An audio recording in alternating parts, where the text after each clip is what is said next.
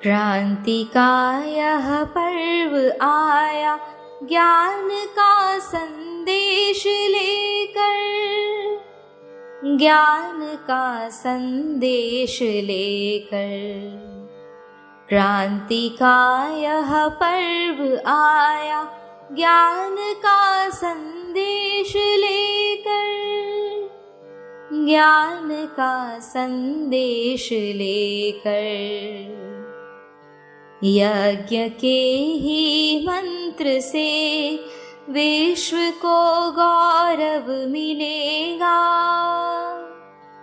दिव्य पावन मंत्र से ही सुप्त मन सरसिज खिलेगा।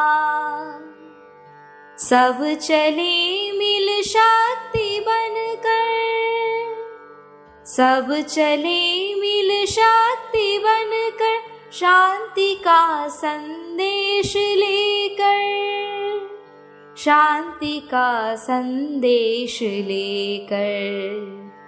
क्रांति का यह पर्व आया ज्ञान का संदेश लेकर, ज्ञान का संदेश लेकर।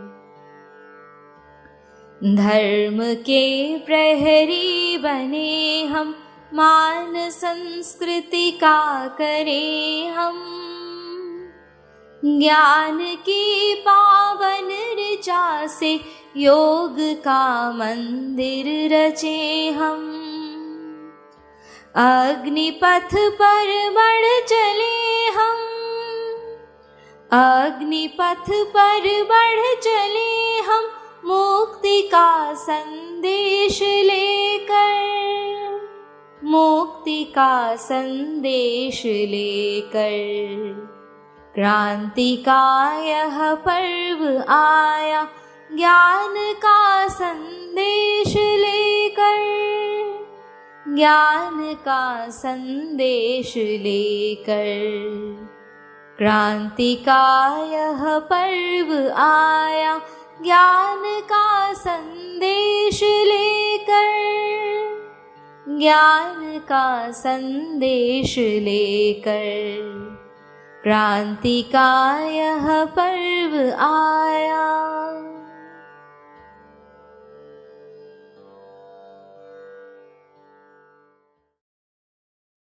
ओम शांति। हारे थके मुसाफिर के चरणों को धोकर पी लेने से मैंने अक्सर यह देखा है मेरी थकन उतर जाती है। हारे थके मुसाफिर के चरणों को धोकर पी लेने से मैंने अक्सर यह देखा है मेरी थकन उतर जाती है। कोई ठोकर लगी अचानक जब जब चला सावधानी से, पर बेहोशी में मंजिल तक जा पहुंचा हूँ आसानी से। रोने वाले के अधरों पर अपनी मुरली धर देने से मैंने अक्सर यह देखा है मेरी तृष्णा मर जाती है। प्यासे अधरों के बिन पर से पुण्य नहीं मिलता पानी को, याचक का आशीष लिए बिना स्वर्ग नहीं मिलता दानी को। खाली पात्र किसी का अपनी प्यास बुझाकर भर देने से मैंने अक्सर यह देखा है मेरी गागर भर जाती है। लालच दिया मुक्ति का जिसने, वह ईश्वर पूजना नहीं है। बनकर वेद मंत्र सा मुझको मंदिर में गूंजना नहीं है। संकटग्रस्त किसी नाविक को निज पतवार थमा देने से मैंने अक्सर यह देखा है मेरी नौका तर जाती है। दूसरों का कल्याण करते करते, दूसरों की भलाई करते करते, दूसरों की मदद करते करते कभी कहता है मेरा कल्याण हो गया, मेरी भलाई हो गई। थका तो मैं भी था, परंतु जो मुसाफिर था, जो राही था, उसके चरणों को जब मैंने धोया और वो जल मैंने पी लिया, मैंने ये पाया मेरी थकान उतर गई। उल्टा काम हो गया। कोई रो रहा था, रोने वाले के अधरों पर अपनी मुरली धर देने से मैंने अक्सर यह देखा है मेरी तृष्णा भर गई। खाली पात्र किसी का अपनी प्यास बुझाकर भर देने से मैंने अक्सर यह देखा है मेरी थकान उतर जाती है, मेरी गागर भर जाती है।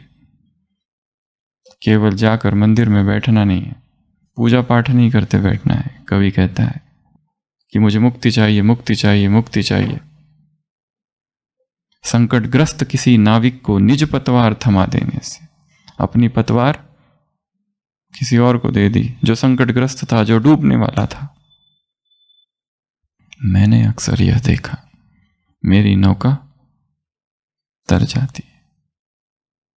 बहुजन हिताय बहुजन सुखाय, मानव सेवा ही माधव सेवा है। शिव ज्ञाने जीव सेवा, पिंडेशु ब्रह्मांडे। तो यज्ञ इतिहास में कल हमने कुछ बातें देखी थी, 18 बातें देखी थी।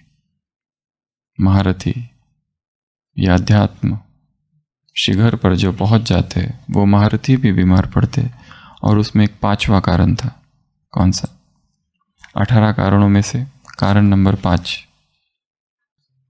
महारथी जब ज्ञान बीमार पड़ जाते हैं तो उनके वजह से असंख्य आत्माओं का कल्याण हो जाता है। तो कल हमने देखा था गुलजार दादी, कैंसर डिटेक्ट हुआ, यहाँ से मुंबई गए नानावती हॉस्पिटल, ऑपरेशन हुआ कैंसर का, ब्रेस्ट कैंसर, मैस्टेक्टोमी। उसके बाद में रेडियो कीमो चला और एकदम ठीक हो गए। पर कहानी यहाँ पूरी नहीं हुई।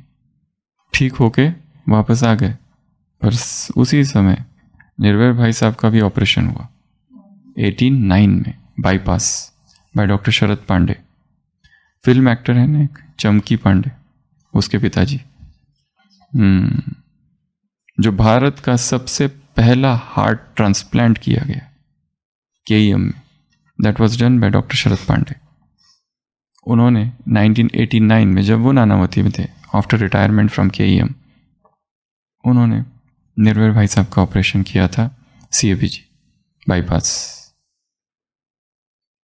वो भी बहुत सक्सेसफुल हुआ और दादी का भी सक्सेसफुल हुआ। 89 में दादी का हुआ, 88 में दादी का हुआ और 89 में भाई साहब का हुआ। और कल हमने देखा था लास्ट मुरली जो चली, वो कब चली थी? 88 की 11 तारीख को, अगस्त। और उसके बाद में फिर गैप था 453 डेज, कोई मुरली नहीं चली।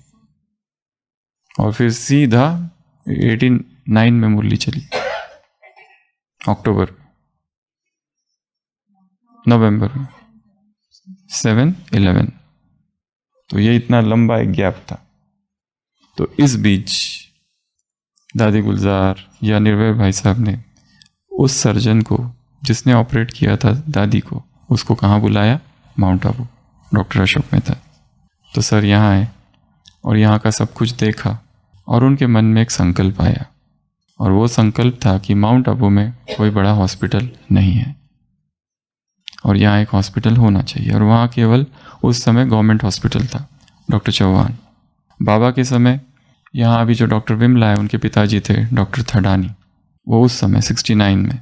पर जब 90s में अभी हम हैं, 89-90s में डॉक्टर चौहान जो अभी भी है, वो वहाँ पर थे। पर कोई बड़ा हॉस्पिटल नहीं था और माउंट आबू एक टूरिस्ट प्लेस है। तो उनके मन में एक संकल्प आया, एक हॉस्पिटल यहाँ पर निर्माण किया जाए और वो हमारा अपना हॉस्पिटल हो। तो संकल्प तो बहुत अच्छा था, परंतु अब कैसे? तो आज और कल ये 2 दिन हम global hospital and research centre का 30 साल का जो इतिहास है, उसमें क्या क्या हुआ, वो सारी बातें देखेंगे। और साथ साथ आज की क्लास में बाबा के 8 महावाक्य है हॉस्पिटल के लिए, 24 तारीख के, अक्टूबर 91 के, वो देखेंगे। और कल मधुबन निवासी से कभी बाबा मिल रहे हैं तो कभी हॉस्पिटल वालों से साथ साथ मिल रहे, तो बाबा के ढेर सारे महावाक्यों का संकलन है, वो कल देखेंगे। और जो हॉस्पिटल का एक्सटेंशन हुआ नीचे, उसकी भी बातें कल देखेंगे। तो अभी ये संकल्प था कि यहाँ पर एक बड़ा हॉस्पिटल था हो, पर कैसे? तो ये जब संकल्प रखा गया तो मीटिंग्स वगैरह हुई और मधुबन में थोड़ी सी डिबेट वगैरह हुई और दादियों का कहना कुछ और था। सबसे पहली बात, इसमें 4 पॉइंट्स है। पॉइंट नंबर 1 कि ब्रह्मा कुमारी संस्था जो है उसका उद्देश्य है स्व परिवर्तन से विश्व परिवर्तन। हमारा फोकस क्या है? आत्मा, ना कि शरीर, और ना ही इस संस्था का लक्ष्य सोशल वर्क नहीं है। सबसे पहला पॉइंट। सेकंड, जो बड़ी दादी जी ने कहा कि ये बहुत बड़ी जिम्मेदारी का काम है, इतना बड़ा हॉस्पिटल सेटअप करना ये क्या है, ह्यूज रिस्पॉन्सिबिलिटी है। Point number 3, finance. हॉस्पिटल खोलना कोई मासी का घर नहीं है, बहुत पैसा चाहिए। पॉइंट नंबर 4, मैन पावर कहाँ से लाएंगे, इतना बड़ा मैन पावर चाहिए, हॉस्पिटल खोलना इज नॉट अ जोक। तो ये समस्या थी, ये 4 बातें। तो मीटिंग्स हुई जब ये जहाँ पर शांति स्तंभ है वहाँ, पहले वहाँ हॉल था एक, वहाँ पर मीटिंग हुआ करती थी, मीटिंग्स वगैरह हुई, अभी भी है। तो वहाँ तब छोटा था। पर ये 4 बातें एक तरफ, अब दूसरी बात एक तरफ, जो डॉक्टर अशोक मेहता जी ने कहा था वो भी उतनी ही सत्य थी। व्हाट अबाउट हेल्थ, क्योंकि यज्ञ में बीमार पड़ रहे लोग, टूरिस्ट आ रहे वो बीमार पड़ रहे, उनका क्या, जिसको कुछ भी छोटी छोटी बात के लिए अहमदाबाद, पालनपुर और कहीं बस भर भर करके जा रही है। और एक बात, सिरोही जो, अच्छा ये तो एक जो टूरिस्ट आ रहे हैं उनके हेल्थ के लिए हेल्थ केयर नहीं है, this is also equally true event. तो point number 1। Point number 2, Brahma Kumaris को माउंट आबू आके 40 साल हो गए, 1950 में आए, 60, 70, 80, 90, 40 साल हो गए, परंतु अब तक जो गरीब लोग हैं उनसे कोई संपर्क नहीं है। उनका संपर्क इतना ही है कि उनको लेबर्स के रूप में, मजदूर के रूप में यहाँ काम दिया गया है, ओम शांति भवन के कंस्ट्रक्शन में और अन्य कंस्ट्रक्शन में। इससे ज़्यादा उनको कोई संपर्क नहीं है। उनका एक प्रश्न है ब्रह्मा कुमारी से, सभी गरीबों का, और वो प्रश्न ये था कि आप लोगों का कनेक्शन यूएन में है, आप लोग यहाँ देखते वीआईपी प्रोग्राम करते रहते, पर आपने गरीबों के लिए क्या किया। और सिरोही भारत के गरीब डिस्ट्रिक्ट्स की जो लिस्ट है, 100 लिस्ट में, लिस्ट नंबर 72 में आता है। उस समय 2004-14 का ये स्टैटिस्टिक्स है, उस समय तो और ही पिछड़ा होगा, पूरे राजस्थान में पिछड़ा हुआ, बैकवर्ड, जहां पर 3 बातें चल रही है। फर्स्ट गरीबी, सेकंड इलिटरेसी, निरक्षरता, और तीसरा बीमारियां। लोग आदिवासी सेक्शन है, ये ग्रासिया रहते हैं यहाँ पे, रबारी, ग्रासिया, ये सेक्शंस बहुत है, और माउंट आबू से रिलेटेड बहुत सारे विलेजेस है, वो जो ट्राइबल एरिया है। तो उनका एक प्रश्न है कि आपने इनके लिए क्या किया, और उत्तर था रियली नथिंग, वास्तव में शायद कुछ भी नहीं। ये पॉइंट भी इतना ही सत्य था। एक ऐसा कुछ चाहिए तो जो ब्रिज बने। ब्रह्मा कुमारी इस काम तो बहुत अच्छा कर रही है, पर गरीबों के लिए क्या कर रही है। तुम लोग करते हो प्रोग्राम वीआईपी का, कितने कॉन्फ्रेंस हुए यहां पर, 6 बड़े बड़ी, 5 शायद 5। यूनिवर्सल पीस कॉन्फ्रेंस 83, 82, 83, 84, 85, 86, 87, और उसमें कौन कौन आए, विदेश के लोग आए। और एक दूसरी बात कि धीरे धीरे मधुबन में अब विदेशियों का आना बढ़ गया, 80s के एंड में, टूवर्ड्स 90s में, और कुछ विदेशी तो यहाँ आके रहने लगे लंबा लंबा समय। और उनको जो हेल्थ इश्यूज होते थे, हेल्थ प्रॉब्लम होती थी, उनका क्या। तो ये तीनों पॉइंट भी उतनी ही रेलेवेंट थी। तो दादियों का जो कहा था वो भी रेलेवेंट था। चंद्रमणि दादी ने कहा था ये जो अभी जहां पर सुदर्शन भवन है वहीं पर खोल दो ना कुछ हॉस्पिटल जैसा। और ये भी कहा था हॉस्पिटल क्यों खोलना है, बच्चे पैदा करने हैं क्या। दादी का पॉइंट भी राइट था कि हमारा लक्ष्य क्या है, आध्यात्मिक उन्नति, पर साथ साथ परिस्थितियां भी बदल रही है। ब्राह्मण वस्त्र जो है, जो यहाँ रहते हैं यज्ञ के अंदर, उनके भी हेल्थ में कुछ ना कुछ हो रहा है, क्योंकि आयु बढ़ रही है, सबकी उम्र बढ़ती जा रही है, सीरियस हेल्थ इश्यू। और जैसे कहा, जैसे दादी को कैंसर डायग्नोज हो गया, एकदम भय सा छा गया सब जगह, क्योंकि मम्मा का फ्रेश उदाहरण था। सोच रहे थे मम्मा ठीक हो जाएगी, मम्मा ठीक हो जाएगी, कैंसर हो गया, ऑपरेशन भी हो गया, रेडियोथेरेपी चल रही है, रोज जा रहे टाटा हॉस्पिटल में, आ रहे, मिल रहे, सब ठीक चल रहा है, और अचानक डॉक्टर कहता है कैंसर पूरे शरीर में फैल गया, अब कुछ नहीं हो सकता है, मम्मा को ले जाओ घर। मम्मा घर आ गई, सब ठीक था। 23 तारीख को सबको टोली दी आम की, 24 को अंगूर की, और शाम को 4 बजे शरीर छोड़ दिया। एकदम शॉक था सबके लिए। और तुरंत उसके बाद फिर दादी गुलजार। तो हेल्थ कंसर्न था, क्या किया जाए? तो हॉस्पिटल बनाना है। जब ऐसा कंफ्यूजन चालू था तब निर्भय भाई साहब का बहुत दृढ़ संकल्प था और दादी गुलजार जी को वतन में भेजा बाबा से पूछने के लिए कि बाबा फाइनल बताओ, कर बनाना है कि नहीं बनाना है हॉस्पिटल। और अव्यक्त बाप दादा का संदेश आया, yes, build the hospital, there is definite need now. बाबा का संदेश आया, हॉस्पिटल बनाओ, अभी वर्तमान में इसकी बहुत आवश्यकता है। और फिर फाइनलाइज हो गया, हॉस्पिटल बनाना है। और सारी दादियों ने हाँ कह दिया।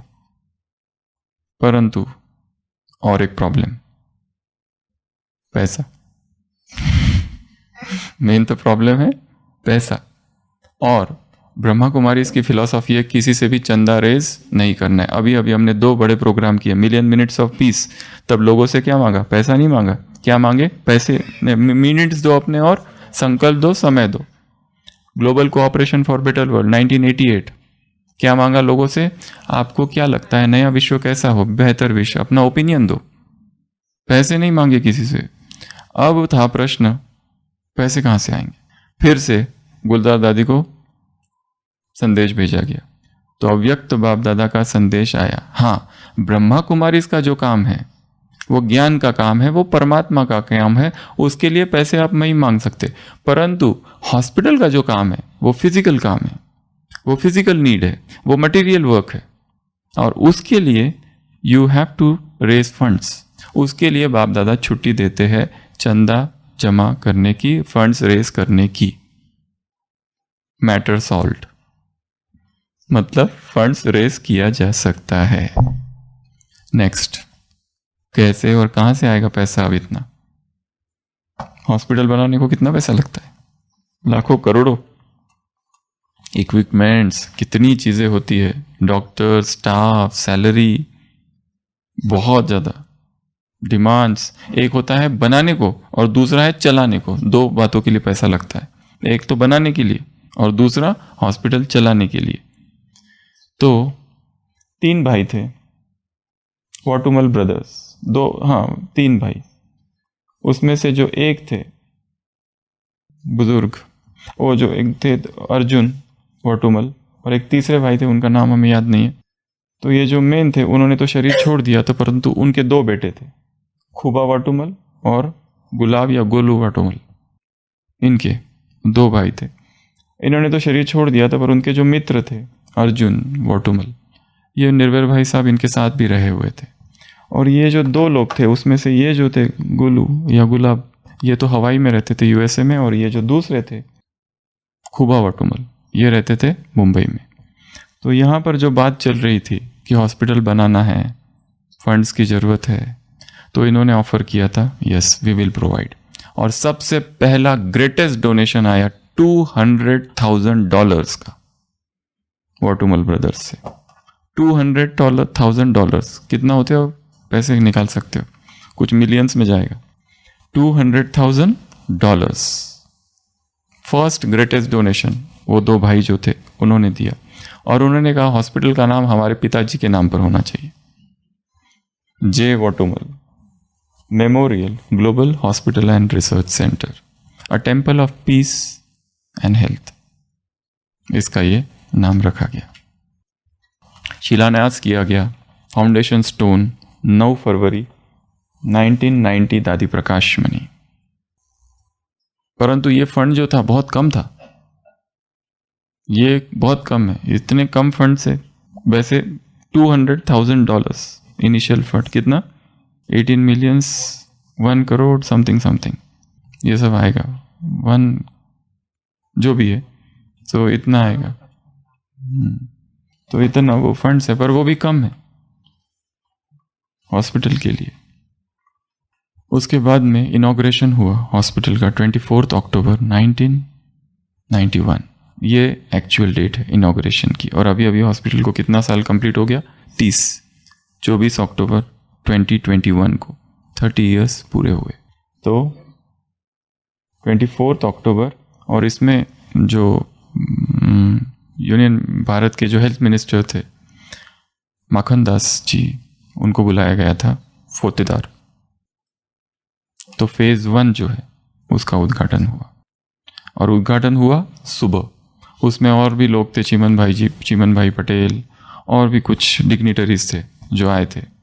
एक व्यक्ति छूट गया था और जो थोड़े नाराज हो गए थे, भैरव सिंह शेखावत जी, जो बाद में राजस्थान के चीफ मिनिस्टर बने। फिर उनको बाद में अलग से बुलाया गया, और जो फेज 2 है उसके इनॉग्रेशन के लिए उनको बुलाया गया था। उनके घर में जाकर योगिनी बहन जी, डॉक्टर अशोक मेहता जी उनके घर गए थे। डॉक्टर प्रताप सर तो यहाँ है नहीं अभी, वो आए थे, वो तो चंडीगढ़ थे उस समय। फिर उनको तुरंत बुलाया गया था, वहीं से मुंबई से ही फ़ोन किया था। प्रताप सर कहते थे मुझे मुंबई कह रहे थे मुझे मुंबई से ही फ़ोन आ गया कि आ जाओ सब छोड़कर। तो हम वहाँ वो एडमिनिस्ट्रेटर थे। तो शाम को अव्यक्त बाप दादा की पधरामणी हुई ओम शांति भवन में, और बाप दादा का संदेश आया, और उस संदेश में हॉस्पिटल के लिए पावरफुल 8 पॉइंट्स थे। कौन से? उससे भी पहले एक ट्रस्ट बना गया था, ग्लोबल हॉस्पिटल ट्रस्ट, 1989 को।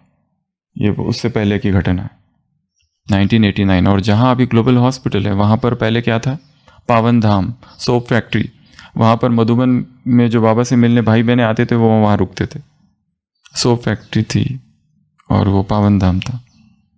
तो बाबा ने आके क्या कहा? ग्लोबल हॉस्पिटल के उद्घाटन अवसर पर अव्यक्त बाप दादा से प्राप्त त्रिकालदर्शी बाप दादा का दिव्य संदेश, 24 अक्टूबर 1991। ये केवल हॉस्पिटल की ही बात नहीं है, ये संदेश यूनिवर्सल है। बाबा क्या कह रहे हैं? ये हॉस्पिटल नहीं है, लेकिन होली स्थल है, होली प्लेस है। क्या है ये? हॉस्पिटल नहीं है, होली स्थल है। होली स्थल अर्थात तीर्थस्थान, पिलग्रिमेज प्लेस। जैसे किसी भी होली प्लेस में अपने किए हुए पाप कर्म माफ करने के लिए जाते, यह हॉस्पिटल प्रैक्टिकल होली प्लेस का काम करेगा, क्योंकि यह पिछले किए हुए कर्मों का हिसाब किताब शरीर से ही चुकतू होगा। जैसे होली प्लेस की यात्रा पर जाते हैं, तो हॉस्पिटल की यात्रा ही है जहां कर्म के हिसाब को हल्का करने के लिए आएंगे। तो हॉस्पिटल में सबसे पहला क्या काम है? हिसाब किताब चुकतू। वैसे भी दुनिया में भी जो हॉस्पिटल है वहां पे लोग क्यों जाते हैं? बीमार पड़ते तो ही जाते ना। बीमार पड़ना अर्थात कोई ना कोई हिसाब किताब आना, और बीमार पड़ने के 18 कारण कल हम देखे।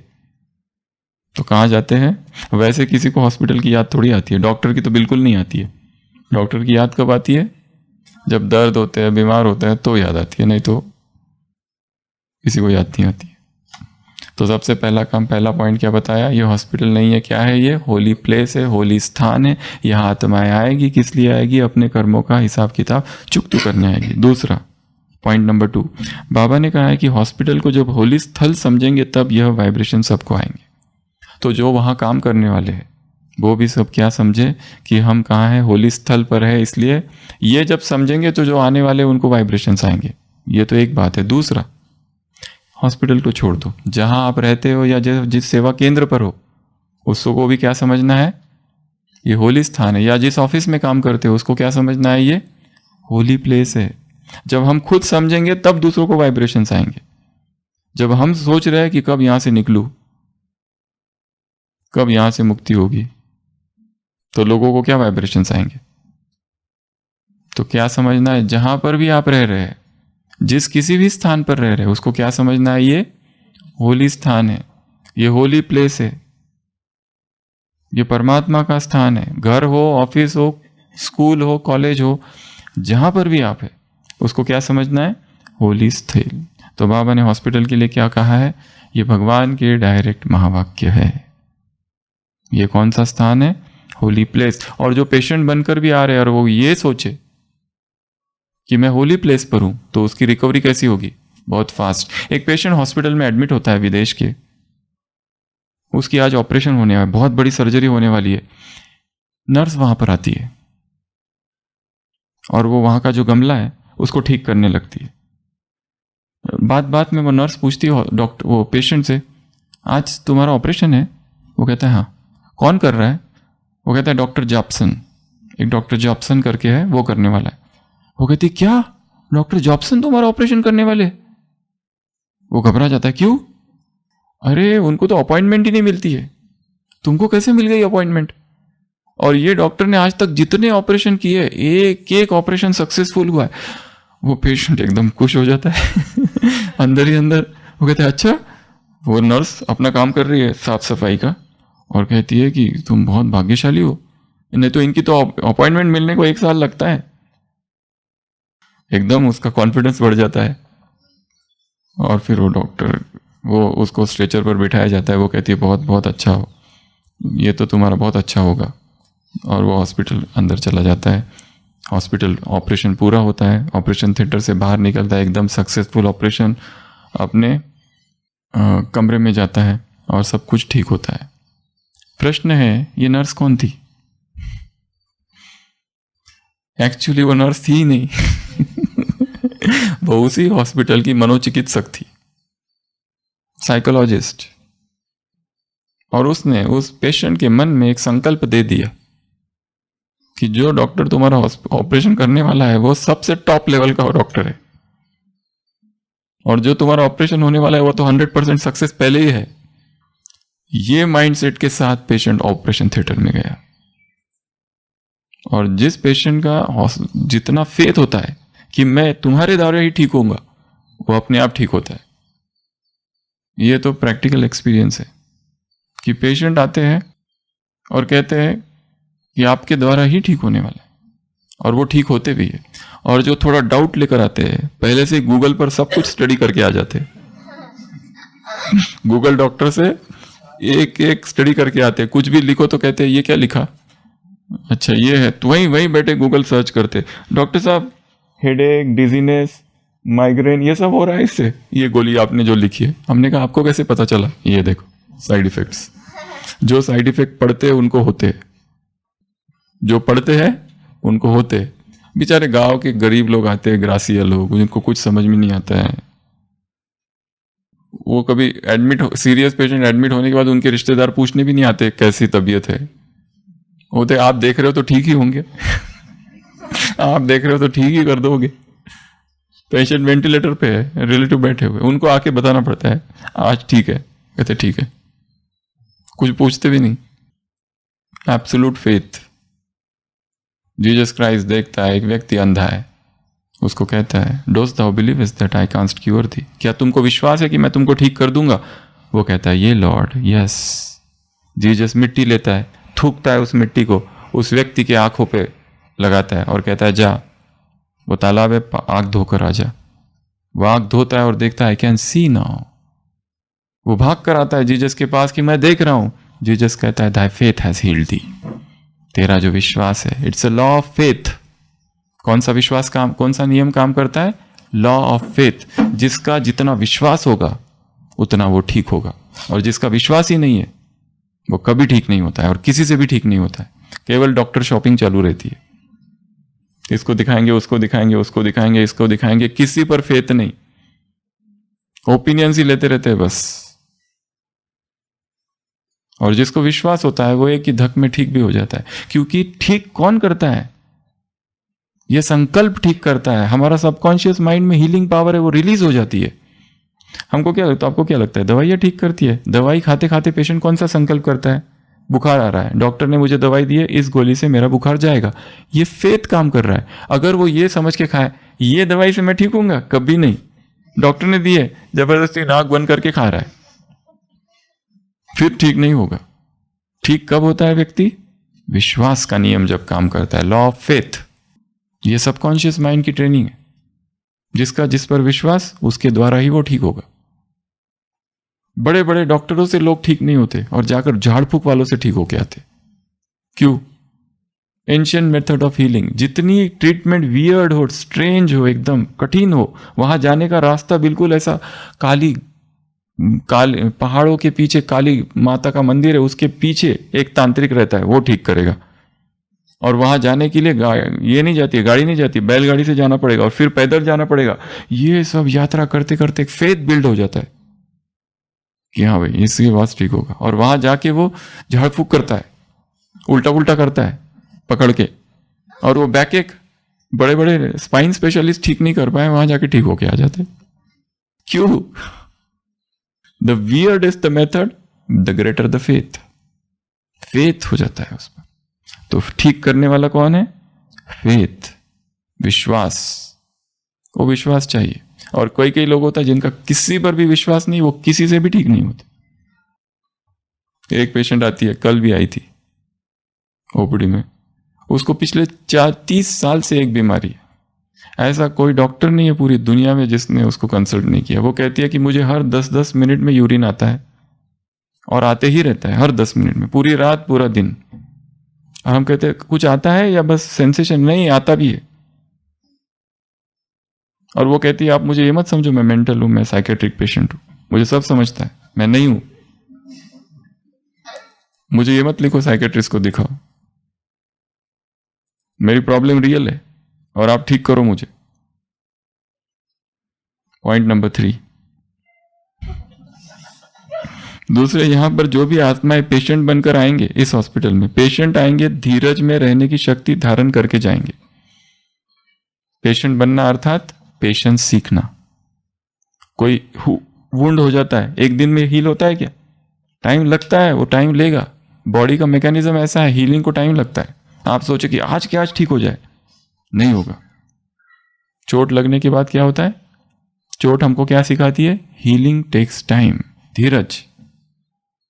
और जरूरी नहीं है कुछ करना ही है, कुछ न करना भी ट्रीटमेंट है।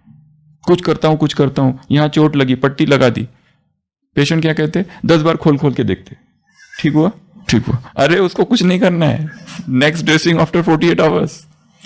वो देखता है खोल खोल के, वो कभी ठीक नहीं होता, और गड़बड़ कर देता है, और इन्फेक्शन हो जाते हैं सेकेंडरी।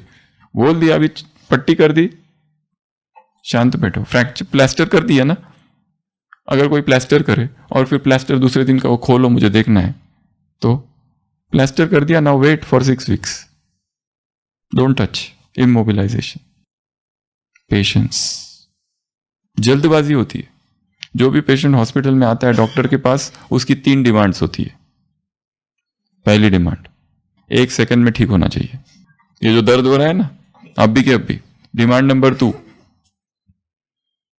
एक नया पैसा खर्च नहीं होना चाहिए, बिना पैसे।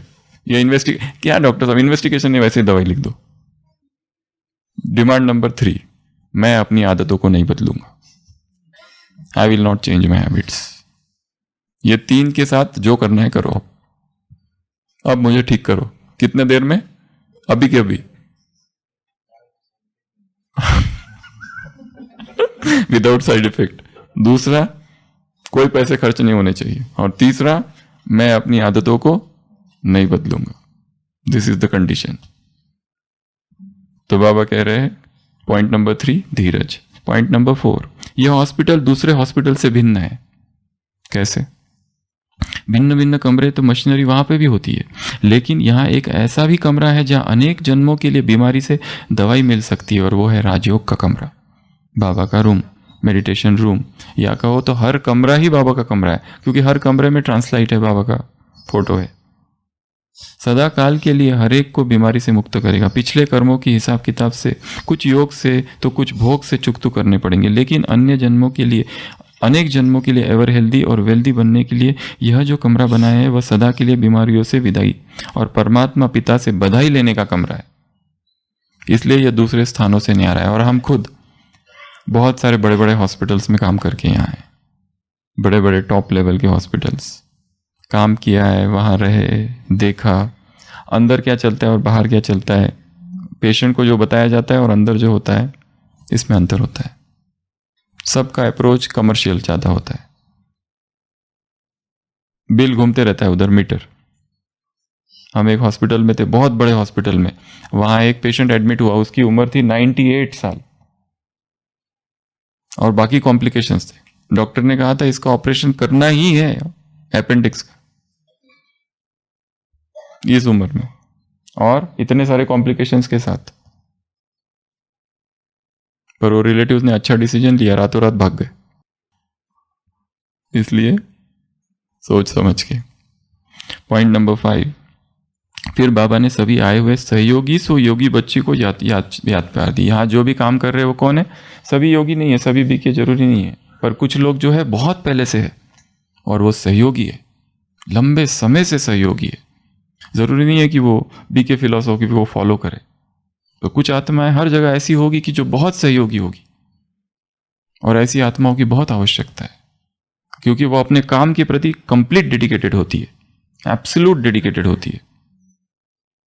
और ऐसी आत्माएं बहुत जरूरी है भगवान के यज्ञ में।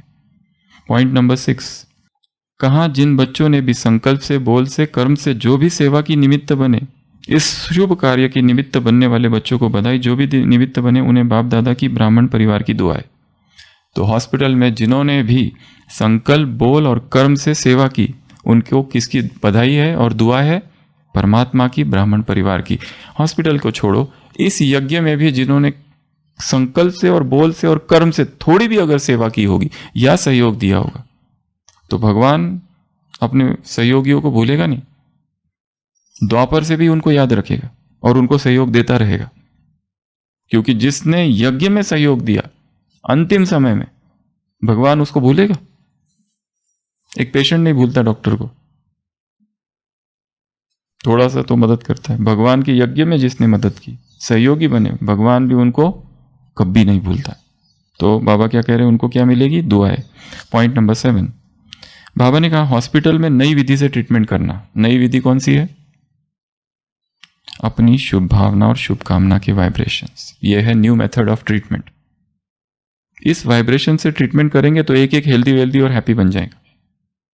यह सबसे पावरफुल ट्रीटमेंट है, शुभ भावना और शुभकामनाएं, वाइब्रेशनल थेरेपी, वाइब्रेशनल ट्रीटमेंट। और ये केवल हॉस्पिटल की बात नहीं है, जो भी सेवा केंद्र में आ रहे हैं और जहां हम रहते हैं, जो भी हमारे संकल्प संबंध संपर्क में आ रहे हैं, उनको क्या देनी है? शुभ भावना, शुभकामना। चाहे रावण जैसी क्यों ना आत्मा हो, अभी अभी मुरली चली थी, पक्का रावण ही क्यों ना हो, फिर भी शुभ भावना, शुभकामना हर एक के प्रति। तो ये हॉस्पिटल के लिए। पॉइंट नंबर 8, लास्ट पॉइंट, ऐसा कहते बाबा ने कहा सफलता आप ब्राह्मणों का जन्म सिद्ध अधिकार है, इसलिए सफलता तो है ही। लास्ट बात, सफलता तो है ही। तो ऐसी 8 बातें। पॉइंट नंबर 1, ये क्या है? होली प्लेस, होली स्थल। पॉइंट नंबर 2, अगर हम समझेंगे तो वाइब्रेशन जाएंगे। इवन मधुबन निवासी जो मधुबन में रहते हैं, वो क्या समझे? हम कहाँ रहते हैं? मधुबन में रहते हैं। हम खुद समझेंगे तो आने वालों को वाइब्रेशंस जाएंगे, नहीं तो नहीं जाएंगे। सेवा केंद्र पर रहने वाले, गृहस्थ में रहने वाले, अपने घर को से क्या समझना है? ये होली प्लेस है, मंदिर है, ये टेम्पल है। पॉइंट नंबर 3, पेशेंट बनकर आएंगे और क्या सीखेंगे? धीरज, पेशेंस। पॉइंट नंबर 4, यहां कमरा है एक राजयोग का, जिससे उनके चुकतू होंगे हिसाब। फिर जो सहयोगी है, योगी है, उनको भी याद प्यार, और जिन्होंने संकल्प, बोल, कर्म से सेवा की उनको दुआ है। और 7वां, नई ट्रीटमेंट। कौन सी नई ट्रीटमेंट है? शुभ भावना, शुभकामना। पॉइंट नंबर 8, ब्राह्मणों का जन्म सिद्ध अधिकार है सफलता। अब दूसरी और एक बात, 2 पॉइंट और है। इक्विपमेंट कहाँ से आएंगे? तो गोलो भाई जानते हैं, गोलो भाई, उसके बाद में मैनफ्रेड भाई, उसके बाद में मार्टिना, ये सब लोगों ने, जर्मन के जो लोग थे, इन्होंने बहुत मदद की, क्योंकि वहाँ पर जो जर्मन में जो हॉस्पिटल क्लोज हो रहे थे और वहाँ के जो इक्विपमेंट्स है वो यहाँ पर मोबिलाइज करा है। एनेस्थीसिया मशीन अभी भी वो पुरानी है, ये ड्रैगर की बहुत पुरानी मशीन्स, यूएसजी मशीन्स और यूएस एनेस्थीसिया की मशीन्स और कुछ वेंटिलेटर्स, ये पुराने उस ज़माने के, वो वहाँ से यहाँ लाना, वो कस्टम में ये करके, बहुत गोलो भाई बहुत क्रिएटिव माइंड, तो बहुत सब मोबिलाइज करके ये लोगों ने उस समय वो इक्विपमेंट्स यहाँ लाए। नेक्स्ट पॉइंट, डिज़ाइन हॉस्पिटल की। तो डॉक्टर मेहता सर के साथ उनकी डॉटर भी आई थी, सोनल बहन, तो उसने अभी अभी आर्किटेक्ट किया था और हॉस्पिटल उसका पहला ही प्रोजेक्ट था। और इंग्लिश में जो रिसर्च है वो कहता है कि जब पेशेंट एक प्लेन दीवार को देखता है तो जल्दी कम ठीक होता है, पर जब ग्रीनरी को देखता है, सनलाइट को देखता है, फ्रेश एयर में रहता है, तब जल्दी ठीक होता है। तो हॉस्पिटल के निर्माण में सनलाइट, ग्रीनरी, एनवायरनमेंट, ये सब देख लिया गया। और यहाँ पर दिलवाड़ा मंदिर था, वो कैसा था? गोल गोल उसमें, तो वो मॉडल्स लिए गए और जो फर्स्ट फेज था हॉस्पिटल का, उसको उस तरह से निर्माण किया गया। बाद में उसको ये भी सोचा गया कि जैसे डीएनए और क्रोमोसोम होते, ऐसा गोला, फिर ये, फिर इधर गोला, फिर इधर गोला, जैसे आरएनए और डीएनए होते हैं क्रोमोसोम में, उस हिसाब से। और ऐसा गुंबज ऐसा दिखना चाहिए, डीएनए दिखना चाहिए हॉस्पिटल। अगर ये चित्र है, दिखा रहा हूं आपको, ये ऐसा दिखेगा ऊपर से, जैसे डीएनए मॉडल है, डीएनए आरएनए होता है ना, ये ऐसा ऐसा ऐसा ऐसा। पर मेन आइडिया थी दिलवाड़ा टेम्पल, तो ये उसका ये था, क्या कहते हैं, आर्किटेक्ट उस तरीके से। और कंस्ट्रक्शन मॉडल फ्रेश एयर हो, सनलाइट हो, खुली जगह हो, ये सब हो वहाँ पर। तो ये था उसका ये एक एस्पेक्ट। कल कुछ बातें हम देखेंगे बाबा के, और बहुत सारे। और एक दूसरी बात, लास्ट पॉइंट, जब ये हॉस्पिटल का ये हुआ, उसी समय में वीओपी का भी हुआ, विलेज आउटरीच प्रोग्राम। डॉक्टर विनय लक्ष्मी थे, उनको स्कॉटलैंड में थे पहले, उनको यहाँ बुलाया गया, वो आए थे, तो उन्होंने वो पूरा रिस्पॉन्सिबिलिटी अपने तरफ ले ली, सारे गाँवों को अडॉप्ट करना। गाड़ी पहले तो एक छोटी सी मारुति वैन थी बस, अभी तो 3 एम्बुलेंस है, कार्डियक एम्बुलेंस और बहुत सारी छोटी छोटी एम्बुलेंस। तब तो एक ही थी बस जब शुरुआत हुई। तो एट द सेम टाइम ये भी चालू हुआ, विलेज आउटरीच प्रोग्राम। तो ये साथ साथ चालू हुआ था उस समय। बाकी कुछ बातें हैं जो हम कल लेंगे। तो कहने का भाव, ये एक ब्रिज साबित हुआ। क्या साबित हुआ? एक ब्रिज। क्योंकि ब्रह्मा कुमारी इस पर जो एक ये था कि आप लोग गरीबों की सेवा नहीं करते हो, ये यहाँ मिट गया, ब्रिज भर गया। ये 4 शतकों का जो एक गैप थी वो फुल गई, यहाँ ये हो गई, यहाँ पे ब्रिज हो गई। नेकी की राह पे तू चल, रब्बा रहेगा तेरे संग। नेकी की राह पे तू चल, रब्बा रहेगा तेरा संग। वो तो है तेरे दिल में, हाँ, तू क्यों बाहर उसे ढूंढता। कभी वो है साहिल पे, कभी वो है मौजों में, कभी है वह परिंदा उड़ता। वो वफादार है, खुद ही प्यार है, साथ में उसके सुकू कितना। दुनिया का नूर है, ना उससे दूर है, पाकीज़गी में वो बसता। रब से मोहब्बत कर, उसकी इबादत कर, उसने ही दी हमें ज़िंदगी। उसके करम से हर वचन से राहों पे तेरी रोशनी। सबको तू माफ़ कर, खुद का ना इंसाफ कर, उस पे तो हक है बस खुदा का ही है। तू औरों को इस कदर मिल, जैसे तू चाहे वो तुझसे मिले। तो सबकी मदद करना, सेवा करना, ये जीवन का लक्ष्य हो। ओम शांति।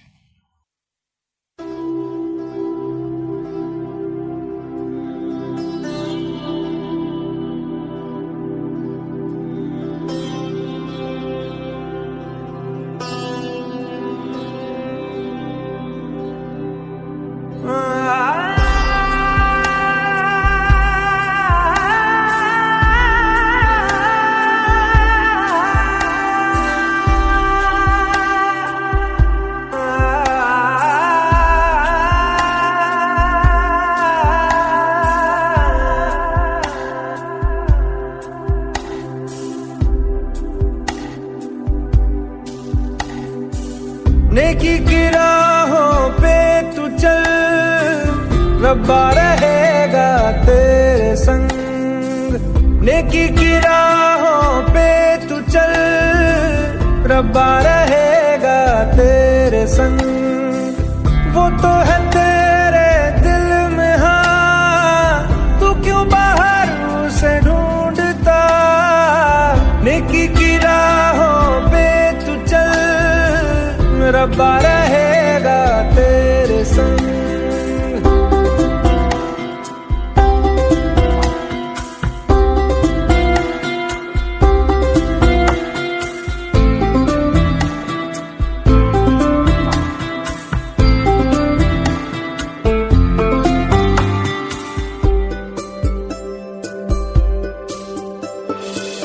कभी है वो साहिल पे, कभी है वो मौजों पे, कभी है परिंदा वो उड़ता हुआ। वो तो खुदा है, जीवन है राह है, उसको न मजहब में कैद करना। वो वफादार है, हाँ, खुद ही प्यार है, साए में उसके सुकून कितना। दुनिया का नूर है, ना तुमसे दूर है, पाकीज़गी में वो है बसता। रूए खुदा का है आसरा, वही तो है पना ये जहां उसका है। नेकी की राहों पे तू चल, रब्बा रहेगा तेरे संग। वो तो है तेरे दिल में, हाँ तू क्यों बाहर उसे ढूंढता। नेकी की राहों पे तू चल, रब्बा रहेगा तेरे संग।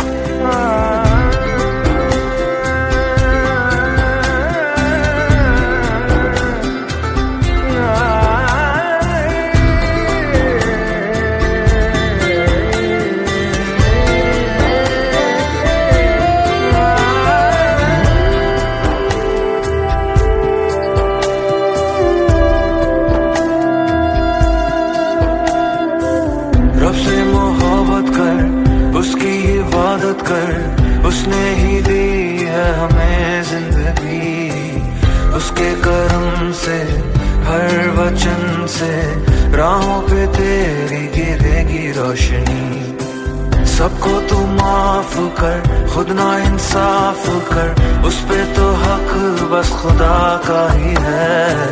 तू औरों से इस कदर मिल, जैसे तू चाहे वो तुझसे मिले। कहे यीशुआ तू ईमान ला, तो पर्वत भी तेरे हुक्म पे चलेगा। नेकी की राहों पे तू चल, रब्बा रहेगा